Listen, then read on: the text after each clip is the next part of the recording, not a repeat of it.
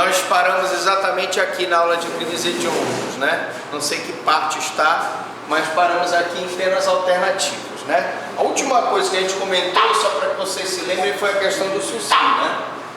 Então, sobre as penas alternativas, a pergunta é: cabe penas alternativas nos crimes hediondos? Uma outra problemática que o artigo 44 traz é a pena alternativa, desde que cumprido aquele requisito da pena e a pessoa não tivesse praticado o crime com violência ou grave ameaça, não for reincidente, as circunstâncias judiciais forem favoráveis, teoricamente caberia a pena alternativa. Teoricamente. Mas modificou-se a pena mínima do artigo 33 da Lei de Drogas, combinando-se então uma sanção de 5 a 15 anos. Então aqui um dos dispositivos, um dos poucos dispositivos que caberia uma pena alternativa foi modificado. Então, pela questão da pena em si, já não cabe. Essa mudança sim possui efeito pragmático significativo, que não preenchido o inciso 1º do artigo 44 do Código Penal, não caberia pena alternativa para esse dispositivo aqui. Mas mudando a orientação jurisprudencial anterior, o STJ e o STF vinham entendendo ser possível a substituição das hipóteses de tráfico.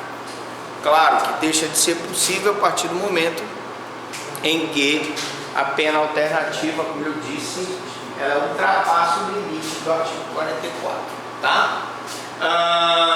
Mas com a mudança da Lei de Drogas, que aumentou essa pena, torna-se inviável, porque o mínimo que o juiz pode dar no tráfico é 5 anos, então já ultrapassa o limite mínimo. Agora a nova lei, a nova pena hipótese se limitaria àqueles do tráfico na modalidade tentada. Ainda assim, se eu tiver um tráfico na modalidade tentada, cuja pena, a dosimetria da pena de menos que 4 anos, eu teria, em tese, a possibilidade. Mas, ainda assim, a lei traz um percalço para a substituição na tentativa, que é que o parágrafo 4º do artigo 33 da Lei de Drogas diz que será possível reduzir a pena de 1/6 a 2/3 nas hipóteses do parágrafo 1º, ou seja, veda a substituição. A nova Lei de Drogas veda expressamente a substituição da pena privativa de liberdade por uma restritiva de direito ou multa. Parece ter esquecido o legislador a conduta do caput. Então ficou esse vácuo e a vedação então é apenas para o parágrafo 1º ou do artigo 33, não se prevê então o caput do artigo 33, a resposta é não. A substituição é tanto para um quanto para o outro, ou seja, tanto para o parágrafo 1º quanto para o caput 33. Bom, agora nós vamos para a parte terceira e última da Lei dos Crimes Hediondos. Bom, sobre a tortura, a Lei de Tortura não revogou o parágrafo 1º, artigo 2º da Lei de Crimes Hediondos. Então, na tortura sempre foi admitida a progressão de regime. Mesmo quando a lei foi criada, em 90, a tortura ela tinha progressão de regime. Essa impossibilidade foi declarada inconstitucional e se transformou então aquele requisito dos 2/5, se ele é primário, 3/5, se ele é reincidente, para efeito de progressão de regime nos crimes hediondos. Mas a tortura, repito, ela não tinha esse impedimento, razão pela qual o artigo 1º, parágrafo 7º da Lei de Tortura, desde que preenchidos os requisitos legais, permitia a progressão de regime. Há precedentes nesse sentido, aí então eu mostro o HC 10.726 de São Paulo, e a posição majoritária na doutrina e na jurisprudência é a possibilidade de progressão de regime, tanto nos crimes hediondos quanto assemelhados, desde que preenchidos aqueles requisitos do 2/5 e do 3/5. 2/5 se ele for primário, o 3/5 se ele for reincidente, basta que ele preencha, tendo bom comportamento, evidentemente, ele terá direito. Bom, então tá aí o resumo da obra. Progressão do regime no crime de tortura dar-se-á após o cumprimento de 2/5 da pena, se o apenado for primário, e 3/5 se reincidente. Então, ou seja, professor Franklin, é o mesmo entendimento dos crimes hediondos, porque ele é um crime assemelhado ao hediondo. Isso vale para o tráfico? Vale. Isso vale para o genocídio? Vale. Isso vale para o terrorismo? Vale. Bom, a questão da apelação e liberdade nós até já falamos, né? O objetivo inicial da lei de crimes hediondos era, porque assim está um pouquinho grande, ninguém vai perceber. E o objetivo inicial, quando a lei foi criada, era que, praticou o crime hediondo assemelhado, não se pudesse apelar. Mas o entendimento progrediu para a possibilidade de apelação e liberdade. Se o juiz permitir essa apelação e liberdade, ele tem que fazer fundamentadamente baseado na desnecessidade da custódia cautelar, por não estarem previstos os requisitos da garantia da ordem pública, da conveniência da instituição criminal e para assegurar a aplicação da pena. Ou seja, garantia da ordem pública, da ordem econômica, né? Também nos crimes contra o sistema financeiro, da conveniência da instrução e para assegurar a aplicação da lei penal. Quando houver prova da existência do crime, evidentemente suficiência da autoria do crime hediondo ou assemelhado, se não tiver preenchido os requisitos da prisão preventiva, nós teremos então a questão da possibilidade de apelação. Hoje em dia, essa regra é aplicada a todos os demais crimes. Ele vai perder o direito de apelar em liberdade se previsto, né, um dos requisitos da prisão preventiva ou prisão temporária. Aumento do prazo da prisão temporária. Também foi falado no primeiro tempo da nossa aula. Nós vimos que a prisão temporária ela tem um prazo geral, normal, de 5 dias, podendo ser renovada por mais 5 dias. E vimos também que a prisão temporária nos crimes hediondos e assemelhados, por conta da gravidade dos crimes hediondos, ela tem um aumento de 30 dias, podendo ser prorrogado por igual período. Mas esse prazo, gente, não pode ser computado no prazo de instrução por efeito de constrangimento legal. Tá?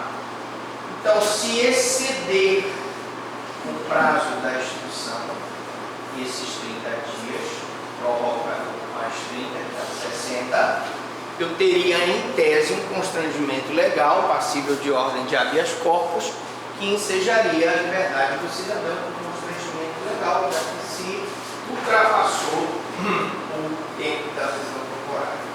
Então, crimes comuns, prisão temporária, 5 dias, prorrogável por mais 5 dias.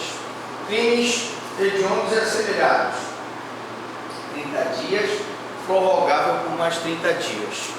Constrangimento ilegal, ultrapassado o prazo excedente de 60 dias. Delação eficaz.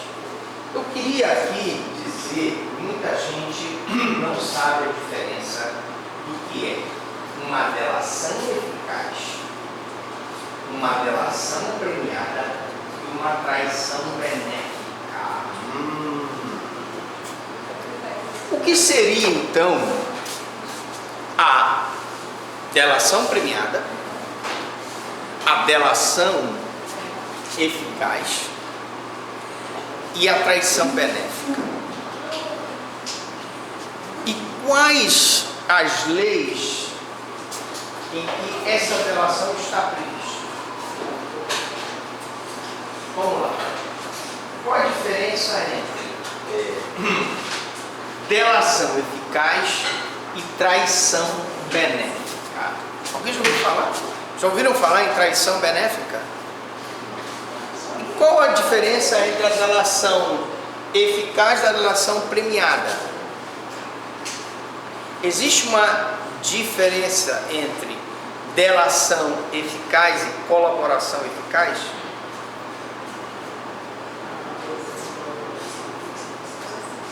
Vamos por parte, igual Jack. Delação, o nome delação, gente, significa que a pessoa está delatando, está apontando, está sendo o que eles chamam na linguagem policial do X9, tá? O cagueta, exatamente, muito bem. O colaborador premiado, ele não delata o comparsa, mas ele ajuda na elucidação do crime. São coisas diferentes. Colaboração premiada é diferente da delação premiada. Delação eficaz é diferente da traição benéfica. E é isso que a gente vai ver agora. Primeiro, a delação eficaz, que vocês estão vendo aí, como o próprio nome diz, ela é uma delação. Ela é uma causa de diminuição de pena nos crimes de extorsão mediante sequestro, praticado em concurso de pessoas. Mas qualquer delação que seja eficaz nos crimes da lei antitrust, nos crimes contra o sistema financeiro, nos crimes de sonegação fiscal, são consideradas delações eficazes, desde que haja um concurso de pessoas e ela seja eficaz no sentido de ajudar na prisão dos comparsas. Então vamos lá. Delação eficaz, crime de extorsão mediante sequestro praticado em concurso de pessoas. Ela está, o artigo 7º da Lei 8.072 introduziu o parágrafo 1º, parágrafo 4º, no artigo 159 do CP, que é a extorsão mediante sequestro. Quais os pressupostos dessa delação eficaz?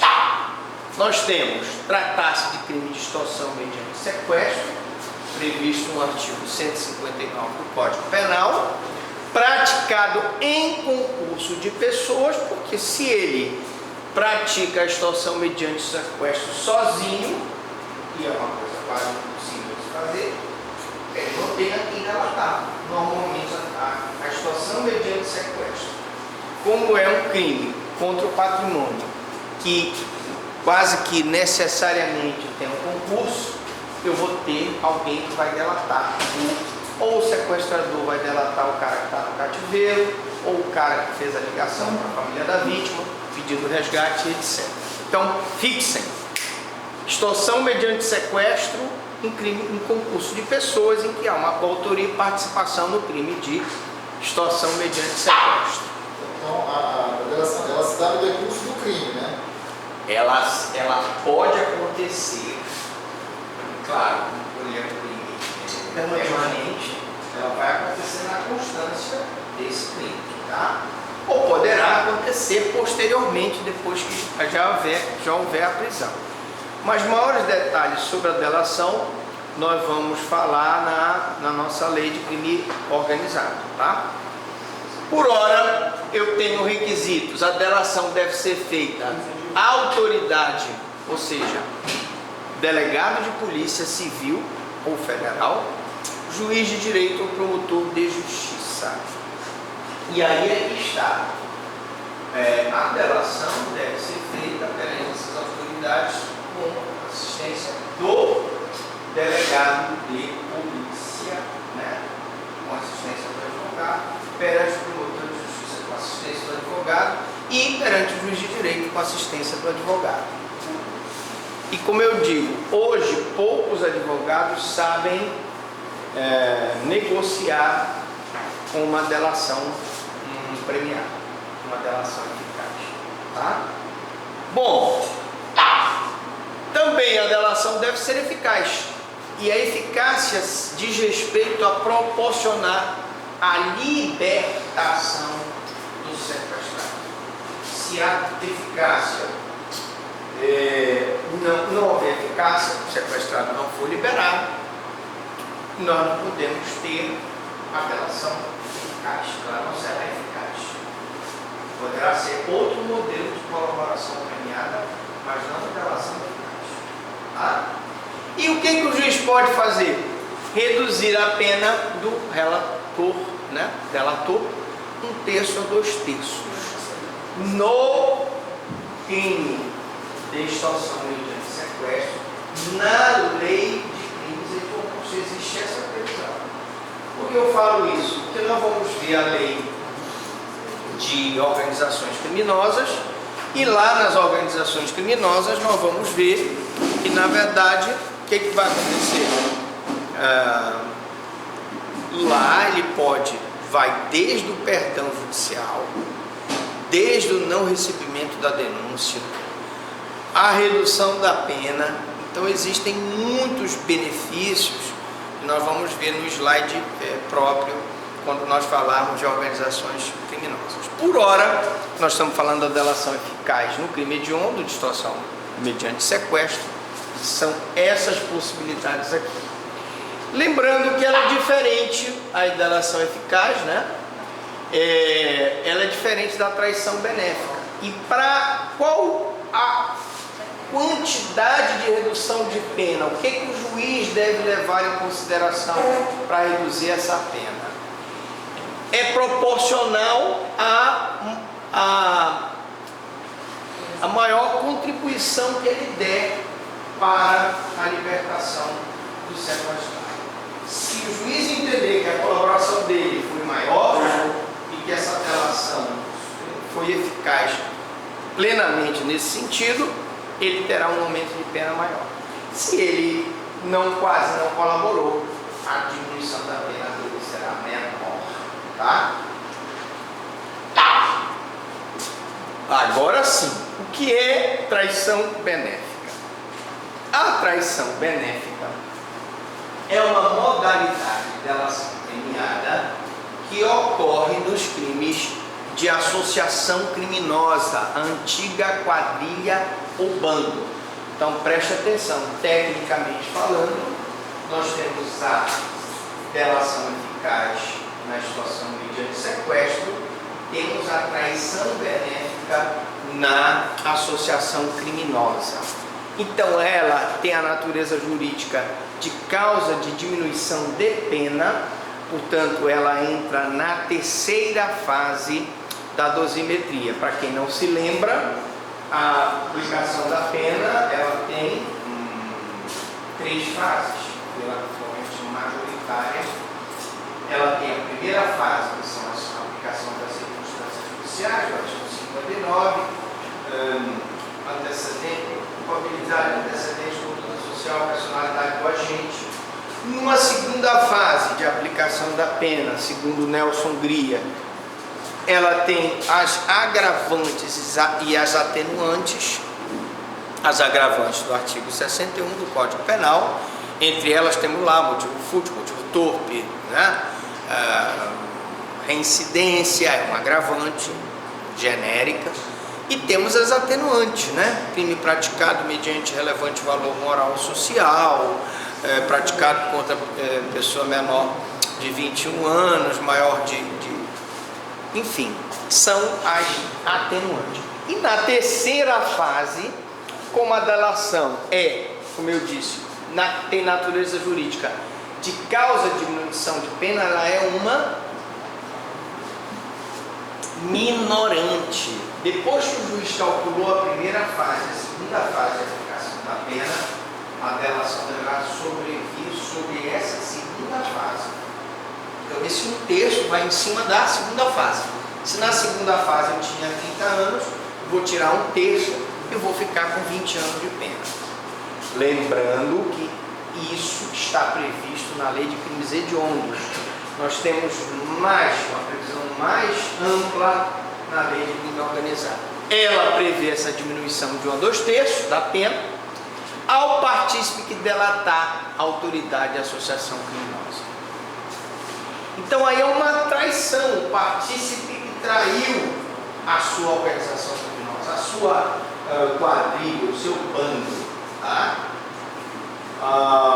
Então, vale ressaltar que aqui eu tenho uma associação criminosa que pode praticar tráfico de drogas, pode praticar tráfico de armas, pode praticar biopirataria, né?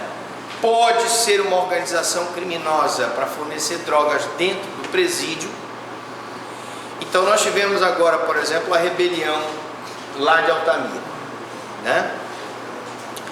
Aqueles membros da organização criminosa que delatarem vão ser beneficiados pela traição benéfica, porque se trata de uma associação criminosa com vários fins ali, né? Ali dentro do presídio eles praticam várias coisas, inclusive a própria associação manda que os seus integrantes matem os integrantes da outra associação. Foi o que aconteceu, morreram 58, né? Lá no presídio, depois mais 4 foram assassinados no transporte para Marabá, salvo engano. Ou já tem algum dado, mas um outro dado? Não, né? É isso mesmo. Pois bem, lógico que hoje em dia o cidadão que fizer a tal da traição benéfica, ele pode ser morto, né? E aí nós temos que colocá-lo numa lei de proteção às testemunhas, porque senão ele pode, imediatamente depois de beneficiado, ele pode ser morto. Professor, essa traição benéfica só vai ser verificada em caso de for realmente comprovada a associação criminosa, porque se houver uma coautoria para a prática de um crime, mas não se vislumbrar a associação criminosa, aí não é a traição benéfica. Aí é ou a colaboração premiada ou a delação premiada. tem que ter associação criminosa sentenciada, que tem que ser condenada. Que é a antiga quadrilha ou bando. Também não é a organização criminosa, a associação criminosa. Tá? Porque este nome tecnicamente é empregado só para essa hipótese, em que eu tenho um delator que delata a autoridade de associação criminosa e vai ser beneficiado com uma diminuição da pena. A traição benéfica será reconhecida quando as informações prestadas propiciam o desmantelamento da quadrilha. E aí ressalto, se ela tem que ser eficaz. Se ela não desmantelar a quadrilha, vamos supor, e quando é que eu sei que houve esse desmantelamento? Não adianta de nada eu falar em delação, traição benéfica aqui, do pessoal desses com PCC, o Comando Vermelho, se continua a haver esse tipo de rebelião dentro do presídio, tá? Eu preciso que ela seja eficaz e o desmantelamento seja efetivo. Esse desmantelamento da associação é muito difícil, porque na verdade vocês concordam, é um desmantelamento provisório. E pode, meses depois, anos depois, voltar a acontecer. De uma célula. Né? Uma célula. Eu poderia entender que esse desmantelamento é uma célula.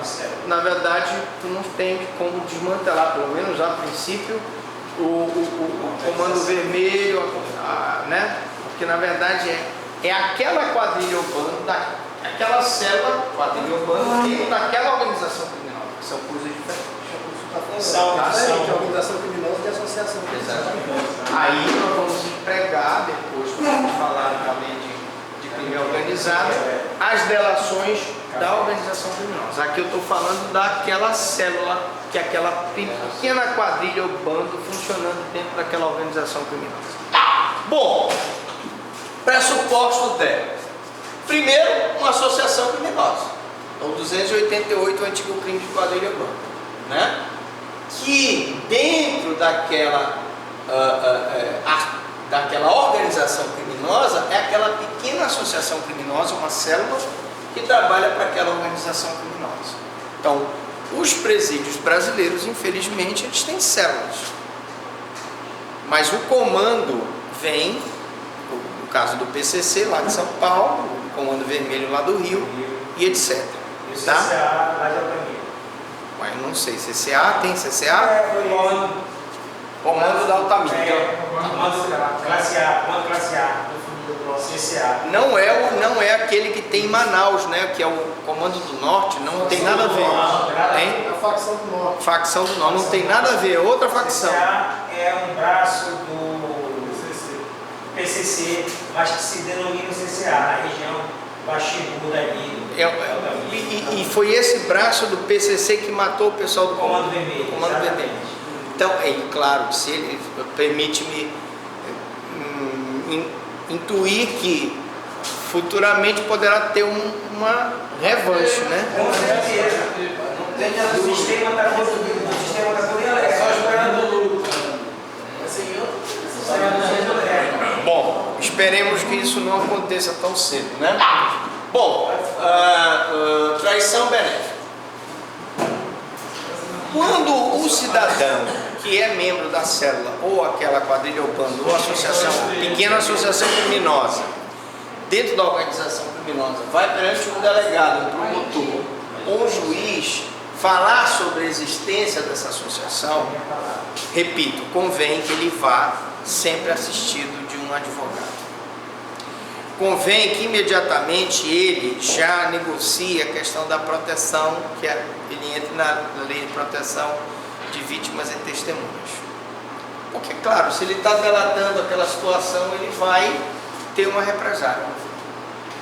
E essa delação precisa ser eficaz, ou seja, deve proporcionar o desmantelamento, pelo menos, dessa célula, ou quadrilha, ou bando, ou associação criminosa, que presta serviço para a associação maior. Tá? Também aos moldes da delação eficaz, a redução em 1/3 a 2/3. Também deve ser aplicada essa redução na terceira fase de aplicação da pena. E a escolha entre o máximo e o mínimo dependerá da maior ou menor contribuição para o desmantelamento e combate e redução daquela força daquela associação criminosa. Tá? Oi, querem perguntar? Estou confundido. Na colaboração do juiz é só o Paulo, ele não participa.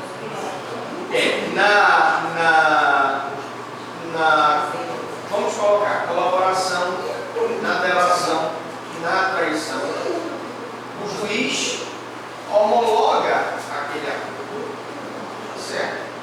Mas para que a delação seja uma discussão que eu sempre travo nessas pós-graduações que eu falo, é o seguinte: o fato do juiz homologar não significa que o juiz concorda com a delação. E toda delação, ela não basta só a delação, gente. Ela precisa de outros mecanismos de prova.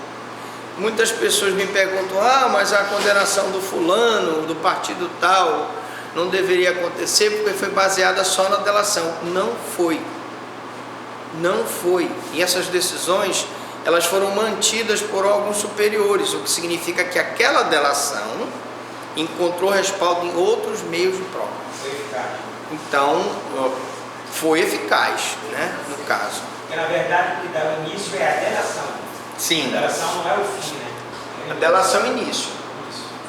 Só tem uma dúvida precisa. Você fez um comentário sobre a questão do bando, de bando, no caso. Sim. Ele não deixou de existir, né? Só para confirmar. Não, ele na verdade hoje é associação criminosa. Mudou só o nome, né? É quadrilha ou banda, é o 288, que virou associação criminosa, que é diferente da organização criminosa. Exatamente. Isso. Isso. Tá? Mas é isso mesmo. Mudou o nome, né? Às vezes o legislador muda só o nome, mas é a mesma coisa, tá? Quadrilha ou bando é a associação criminosa, que pode ter várias vertentes: tráfico de drogas, tráfico de armas, biopirataria, até uma associação criminosa para desvio de recurso público, corrupção. Tá? Bom, então aqui eu tenho um instituto da traição benéfica só para o 288 do CP, tá? Que era a quadrilha ou banda, agora é a associação, e a doutrina admite a aplicação deste benefício no artigo 35 da lei de drogas.